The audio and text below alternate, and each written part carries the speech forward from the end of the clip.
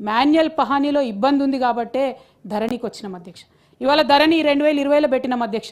Minister గారు మాట్లాడుతూ అన్నారు అధ్యక్ష, మళ్ళీ వారు రిప్లైలో చెప్పొచ్చు. ఏమన్నారు? మన తెలంగాణలో ప్రతి చోట జమాబందీ జరుగుతుంది, తెలంగాణలో ప్రతి ఊర్లో పహానీ రాస్తున్నారు అధ్యక్ష. I can show you hundreds of villages 2010 నుంచి ఎవరు రాస్తలేరు అధ్యక్ష. చాలా చోట్ల పహానీలు దొరకవు అధ్యక్ష. మీరు 2001 నుంచి 2004 మధ్యలో కొన్ని చోట్ల వెళ్ళి అడగండి, పహానీలు దొరుకుతాయేమో అడగండి. ఎక్కడన్నా ల్యాండ్ కొనాలంటే లింక్ డాక్యుమెంట్ కోసం దేవుడు దిగి రావాలి అధ్యక్ష, డాక్యుమెంట్ మాత్రం దొరకదు. ఎక్కడన్నా పట్వైరీ రిటైర్ అయిపోతే మొత్తమైన పట్టుకొని పోయినటువంటి దాఖలాలు కూడా చాలా ఉన్నాయి అధ్యక్ష. ఇప్పటికి కూడా చాలా గ్రామాల అధ్యక్ష ధరణి వచ్చిన తర్వాత, నేను మా నియోజకవర్గంలో చెప్తా ఉన్నా అధ్యక్ష, నిజామాబాద్ రూరల్ కాన్స్టిట్యున్సీలో ఒక గ్రామం మొత్తం కూడా ఆ రెవెన్యూ విలేజ్ సర్వే కాలేదు అధ్యక్ష. 850 నేను ఇప్పించిన అధ్యక్ష, ఒకటే రోజు పాస్బుక్లు మొత్తం ఊరంతా సర్వే చేయించి. అనేకమైన కష్టాలు ఉండే అధ్యక్ష, ఒకటి కాదు రెండు కాదు, వేలాది మంది సఫర్ అయినారు, లక్షలాది మంది సఫర్ అయినారు. దానికి రిజల్ట్గా వచ్చిందే ధరణి తప్పితే ఇంకోటి కాదు అధ్యక్ష. ఇక అన్న మాట్లాడుతూ ఒక మాట అన్నారు అధ్యక్ష, ఏందది? గత ప్రభుత్వం అమలు చేసిన ధరణిలో పార్ట్ బిలో కొన్ని అంశాలు పెట్టినాం, వాటికి పరిష్కారం చూపిస్తామని. పరిష్కారం చూపడానికి గవర్నమెంట్ ఎవరు అధ్యక్ష? 2 ప్రైవేట్ పార్టీలు కొట్టుకుంటున్నాయి, లిటిగేషన్ ఉంది. We have no say in that, we simply put them in part B. వాళ్ళకి సొల్యూషన్ వచ్చి కోర్ట్ ఆర్డర్ వస్తే ఇంప్లిమెంట్ చేసి పార్టీలోకి వచ్చేస్తారు ఆటోమేటిక్గా. Who are we to interfere అధ్యక్ష? గవర్నమెంట్ పరిష్కారం చేస్తుంది, కేసీఆర్ పరిష్కారం చేయాలి, ఎట్లా చేస్తాడు అధ్యక్ష? మా ఇద్దరు గట్టు పంచాయతీ ఉంటే ప్రభుత్వం వచ్చి ఎట్లా పరిష్కారం చేస్తుంది? ఫస్ట్ పాయింట్ అధ్యక్ష, ఇది మిస్లీడ్ చేస్తున్నారు ప్రజలు. రెండోది అధ్యక్ష, పార్ట్ బిలో భూదాన్ భూములు ఉన్నాయి, కేంద్ర ప్రభుత్వం భూములు ఉన్నాయని వారు చెప్తూ వచ్చారు. దాంతోపాటు 3,90,000 ఎకరాల ప్రైవేట్ డిస్ప్యూట్స్ ఉన్నాయన్నారు. What is government has to do with it అధ్యక్ష? కొట్టుకుంటున్నారు వాళ్ళు, కోర్టులో సుప్రీంకోర్టు పోతారు, హైకోర్టు పోతారు, డిగ్రీ వచ్చినాక then government will do whatever it has to do. మిగతా విషయంలో భూదాన్ ల్యాండ్స్ కానీ ఫారెస్ట్ ల్యాండ్స్లో కానీ మనం ఏం చేయగలుగుతాం అధ్యక్ష? తీసి వాటిని పార్ట్ బిలో ఎందుకు పెట్టినాం? లాక్ చేసి ఎందుకు పెట్టినాం? సో దట్ ఎంక్రోచ్మెంట్ జరగొద్దని, సో దట్ ప్రొటెక్షన్ ఉండాలని. దానిలో పరిష్కారం చేసేది ఏముంది? ఈ గవర్నమెంట్ మేము చేయంది ఏముంది అధ్యక్ష? నాకు అర్థమైతే లేదు. ప్రజలను మరీ తప్పుదో పట్టించొద్దని మంత్రి గారిని నేను రిక్వెస్ట్ చేస్తా ఉన్నా అధ్యక్ష. అట్లానే ఇంకో మాట చెప్పారు అధ్యక్ష, భూ వివాదాలకు తావు లేకుండా ఎంజాయ్మెంట్ సర్వే చేయించి శాశ్వతంగా పరిష్కరించే విధానం చూపిస్తూ ఉన్నారు అధ్యక్ష. నిజంగా అధ్యక్ష ఇది చేస్తే మాత్రం ఊర్లలో లేనిపోని పంచాయతీలు డెఫినెట్గా స్టార్ట్ అవుతాయి అధ్యక్ష. ఏమైతే అధ్యక్ష, ఒక ఆయనకు 4 ఎకరాల భూమి ఉంటే ఆయన కొడుకులకు పంచుతాడు అధ్యక్ష. 3-2 కొడుకులు ఉంటేనో బిడ్డలు ఉంటేనో పంచుతాడు పిల్లలకు. ఒక దగ్గర సర్వే నెంబర్ ఉంటుంది అధ్యక్ష, సాగు చేసేది ఇంకో దగ్గర ఉంటుంది. అన్నల దమ్ములే ఉంటారు వాళ్ళు, నలుగురు, వేరే వాళ్ళు ఉండరు. కానీ ఒక అన్న, ఒక సోదరుడో ఒక మిత్రుడో అమ్ముకుంటే భూమి ఎక్కడైతే ఈయన చేసుకుంటున్నాడో అదే ట్రాన్స్ఫర్ చేస్తాడు అధ్యక్ష. On the record, on the paper వేరే సర్వే ట్రాన్స్ఫర్ చేస్తాడు, కానీ రియల్గా మాత్రం ఆయన సాగు చేసే భూమే ట్రాన్స్ఫర్ చేస్తాడు. మీరు ఎంజాయ్మెంట్ సర్వే పేరుతో ఊర్లకు పోతే ఒకరి మీద ఒకరు పడి తలలు బల్ల కొట్టుకునే పరిస్థితి వస్తుంది తప్ప ఇంకోటి రాదు అధ్యక్ష. ఇప్పటికే రైతులు బేజారైతున్నారు, ఇదేంది పరిస్థితి అని. ఎంజాయ్మెంట్ సర్వే అనేటటువంటి తేనెట్టు తుట్టెను కదిలిస్తే అధ్యక్ష చాలా ఇబ్బందులు అవుతాయి. అది ప్రభుత్వాలు, అధికారులు విచక్షణతోని ఆలోచన చేయాలని చెప్పి నేను కోరుతా ఉన్నాను అధ్యక్ష. పల్లెలు ప్రశాంతంగా ఉండడం ఇష్టం లేకపోతే ఎంజాయ్మెంట్ సర్వే డెఫినెట్గా చేయొచ్చు అధ్యక్ష.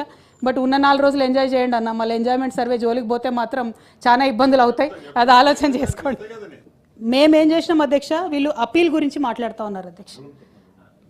2020 చట్టం ఏం చెప్తుంది? ఏదన్నా ప్రాబ్లం ఉంటే ఎంఆర్ఓ గారి దగ్గర మ్యూటేషన్ ఒక వ్యక్తి పేరు మీద అయితే ఆ వ్యక్తికి ఏమైనా సమస్య ఉంటే మీరు కలెక్టర్ దగ్గర పోండి, కలెక్టర్ దగ్గర ఇబ్బంది అయితే కోర్టుకి వెళ్ళిపోండి. సింపుల్ సొల్యూషన్ అధ్యక్ష, వేరే ఏం లేదు. ఓన్లీ 1 స్టాప్, కలెక్టర్ దగ్గరికి వెళ్ళండి, కలెక్టర్ దగ్గర ఇబ్బంది అయితే కోర్టుకు పోండి, ఇదే చెప్పి. అది ఎంత టైం పడుతుంది అధ్యక్ష? మహా అయితే 6 months to 1 year లోపల కోర్టుకి వెళ్ళమని చెప్తున్నాం. ఇప్పుడు అన్నవాళ్ళు ప్రపోజ్ చేసే సిస్టంలో ఈ ప్రభుత్వం ప్రపోజ్ చేసే సిస్టమ్ ఎట్లుందంటే అధ్యక్ష, ఎంఆర్ఓ చేస్తే అప్పీల్కి ఆర్డీఓ దగ్గర పోవాలి, ఆర్డీఓ దగ్గర ఏమన్నా వస్తే కలెక్టర్ దగ్గర పోవాలి, కలెక్టర్ దగ్గర ఏదన్నా వస్తే అపిలేట్ ఉంటుంది, మళ్ళీ ఒకటి ట్రిబ్యునల్ ఉంటుంది, ట్రిబ్యునల్ దగ్గర ఇబ్బంది అయితే మళ్ళీ సివిల్ కోర్టుకో హైకోర్టుకో పోవాలి. ఈ అన్ని 4 స్టెప్పులు ఎక్స్ట్రా ఉన్నాయి తప్పితే దీంతో ఒక్క చుక్క కూడా లాభం లేదు. కాకపోతే నష్టం ఏమవుతుందంటే అధ్యక్ష, ఉల్టా ఆర్డీఓని ఒకరు మేనేజ్ చేస్తారు అధ్యక్ష, కలెక్టర్ గారి దగ్గర ఇంకొరు పోతారు అధ్యక్ష. ఎవరికి ఏమవుతుందో అర్థం కాదు, మళ్ళీ సేమ్ పాత సిస్టమే అధ్యక్ష. కరప్షను, కన్ఫ్యూజను తప్పితే లాభం అయితే లేదు అధ్యక్ష. దీన్నైతే బాగాలేదు అధ్యక్ష. ఇంకోటన్నా మీ పెద్దవాళ్ళందరికీ ఐడియా ఉంటుంది, ట్రిబ్యునల్ అధ్యక్ష, ఒక సామాన్యమైన రైతు ట్రిబ్యునల్ పోతాడు అధ్యక్ష. 2020 చట్టం ఏం చెప్పింది? ఇట్లా కాగితంలో, తెల్ల కాగితంలో రాసుకొని కలెక్టర్ పోయి దరఖాస్తు అన్నది. వీళ్ళు ట్రిబ్యునల్ పెడతామంటారు అధ్యక్ష. ట్రిబ్యునల్ అంటే ఏమైంది? అది వారానికి 1 రోజు 2 రోజులు పనిచేస్తుంది. ఆడ లాయర్ సాబ్ కావాలి, మళ్ళీ ఆయనకు ఫీజు కట్టాలి, అందులో సెక్షన్ రాయాలి. ఆడికి పోయే వరకు ట్రిబ్యునల్లో ఆల్రెడీ ముఖ్యమంత్రి బందోబస్తు ఉంది, మంత్రి బందోబస్తు ఉందని ఆ ట్రిబ్యునల్లో కూర్చునే జాయింట్ కలెక్టర్ సభ ఎవరు ఉంటారు, ఆయన ఉండడు. మళ్ళీ నెక్స్ట్ వీక్ రా అంటాడు, మళ్ళీ నెక్స్ట్ వీక్ రా అంటాడు. 4 సార్లు లాయర్ ఫీజు కట్టాలి అధ్యక్ష. సెక్షన్ తప్పు రాస్తే, ట్రిబ్యునల్లో సెక్షన్ తప్పు రాస్తే సుప్రీంకోర్టు దాకా పోయిన కేసులు ఉన్నాయి అధ్యక్ష. మళ్ళీ చివరికి సుప్రీంకోర్టులో ఏం చెప్తారంటే, అరే ఏందివా నువ్వు, పాపం ఆయన తెలియక రైతు సెక్షన్ తప్పు రాసిండు, నువ్వు ఆడనే పరిష్కారం చేస్తే అయిపోతుండే కదా అని వాళ్ళు సింపుల్ కొట్టిపడేస్తారు అధ్యక్ష. ఇంత లోపల టైం ఎంత వేస్ట్ అవుతుంది అధ్యక్ష? 20 ఏళ్ళు 15 ఏళ్ళు. ఇదా అధ్యక్ష మనం తెలంగాణలో కోరుకునేది? తెలంగాణలో ఇవాళ రైతు భూమిని ఒక సుకూన్సి అంటే ఇట్లా గుండె మీద చేసుకొని పడుకుంటాడు చేయాలన్నది కేసీఆర్ గారి ఆలోచన ఉండే అధ్యక్ష. ఇన్ని అప్పీళ్ళు, ఇన్ని లేయర్లు పెట్టిన తర్వాత ఎవరి కోసం అధ్యక్ష ఇది? అంటే మళ్ళా బ్రోకర్లు రావాలి మధ్యలో, మళ్ళీ పైసలు తీసుకుంటే వాళ్ళు రావాలి మధ్యలో, మళ్ళీ litigation we are just inviting litigation అధ్యక్ష. అవన్నీ కట్ డౌన్ చేసినాం, అవన్నీ కట్ డౌన్ చేసి మనం ధరణి తెచ్చినాం. మళ్ళీ లిటిగేషన్ ఇన్వైట్ చేస్తాం, మళ్ళీ కౌలుదారుని పెడతాం. ఇప్పుడు ఈ కౌలుదారు ఎంత సతాయిస్తాడు అధ్యక్ష ఒక రైతును? ఆర్టీఓ దగ్గర పోతాడు, ఎంఆర్ఓ దగ్గర పోతే ఏమంటాడు ఆయన? రైతుది అంటాడు. ఆర్టీఓ దగ్గర పోతే కౌలుదారుది అంటాడు, మళ్ళీ కలెక్టర్ ఇంకోటి చెప్తాడు, ట్రిబ్యునల్ ఇంకోటి చెప్తాడు. ఎట్లా ఉంటుంది అధ్యక్ష ఇది? నేను ఇది అనుభవించి ఉన్నాం కాబట్టి, బాధతో ఉన్నాం కాబట్టి దుఃఖం అధ్యక్ష. ఇది తెలంగాణది. ఎంతమంది రైతులు ఆత్మహత్య చేసుకుంటే ఇలా తెలంగాణ రాష్ట్రం ఇవాళ పచ్చబడుతుంది అధ్యక్ష. మళ్ళీ దీన్ని ఎందుకు చెడగొడుతున్నారు? మా మీద కోపం ఉండొచ్చు, ఒక వ్యక్తి మీద కోపం ఉండొచ్చు, ఒక పార్టీ మీద కోపం ఉండొచ్చు. 66 లక్షల మంది రైతులనా? వాళ్ళు ఏం చేసినారు మిమ్మల్ని? ఇలా పార్ట్ ఏలో ఉన్న దాంట్లో డిస్ప్యూట్ ఏముంది అధ్యక్ష? ఏమన్నా ప్రాబ్లం ఉందా? ఒకటి పార్ట్ బిలో 18 లక్షలలో మీకు ప్రాబ్లం ఉండొచ్చు, పార్ట్ ఏలో ఉన్న 1,52,00,000 ఎకరాలతో మీకు ఏం ప్రాబ్లం ఉంది? ఎందుకు ఆ రైతుల జీవితాలతో ఆటలాడుకుంటున్నారు? దిస్ ఈజ్ అబ్సల్యూట్లీ ఇన్హ్యూమన్ అన్న, చాలా దారుణం. మేమైతే బీఆర్ఎస్ పార్టీ తరఫున దీన్ని ఖండిస్తూ ఉన్నాం అధ్యక్ష.